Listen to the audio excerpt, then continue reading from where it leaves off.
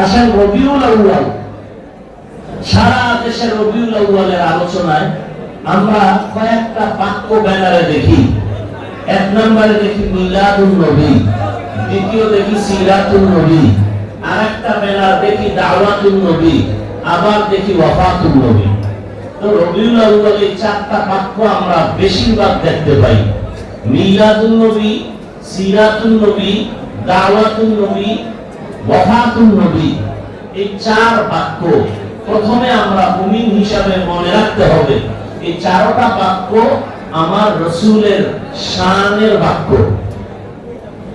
এই চারটা বাক্যকে রাসূলের মহব্বতেই ভালোবাসতে হবে, বিরোধিতা করা যাবে না। মিলাদুন নবী অর্থ আমাদের সুপরিচিত নবী, শ্রেষ্ঠ নবীর জন্ম মোবারক। সিরাতুন নবী অর্থ আমাদের সুপরিচিত নবী, শ্রেষ্ঠ নবীর জীবন আদর্শ। দাওয়াতুন নবী মানে আমাদের সুপরিচিত নবী, শ্রেষ্ঠ নবীর তাবলীগ দাওয়াত। ওয়াফাতুন নবী অর্থ আমাদের সুপরিচিত নবী, শ্রেষ্ঠ নবীর ইন্তেকাল। তাহলে চারটা বাক্য মুসা নবীর বেলায় ব্যবহার হয় না, ঈসা নবীর বেলায় ব্যবহার হয় না, একমাত্র আমার রাসূলের শানের বাক্য। অতএব এই চারটা বাক্যকে ছোট মনে করার কোনো সুযোগ নাই। যে করবে তার ঈমান ছোট হয়ে যাবে, তার জিন্দেগি বরবাদ হয়ে যাবে। আসেন এই রবিউল আউয়ালে আমরা কি পেলাম সংক্ষেপে বলছি। এক নম্বরে রবিউল আউয়ালে আমরা পেয়েছি বেলাদাত, রাসূলের জন্ম মোবারক। ইখতিলাফ আছে অনেক বিষয়। নাম্বার 2, রবিউল আউয়ালে আমরা পেয়েছি রিসালাত, রাসূলকে আল্লাহ যে কিতাব দিয়েছেন রবিউল আউয়ালে, এ নিয়ে আলোচনা খুব কম হয়।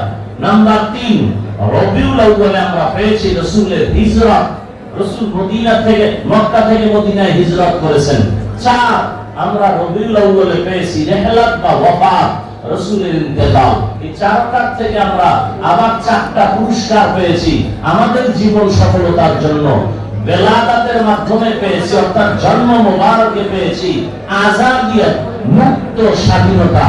নাম্বার 2, রাসূলের কিতাব রিসালাতের দ্বারা আমরা পেয়েছি শরীয়ত, মানুষের জীবন পরিচালনার নিয়ম নীতি, কোনটা হালাল, কোনটা হারাম, কোনটা বৈধ, কোনটা অবৈধ, সব কিছু নিয়ম নীতির নাম শরীয়ত।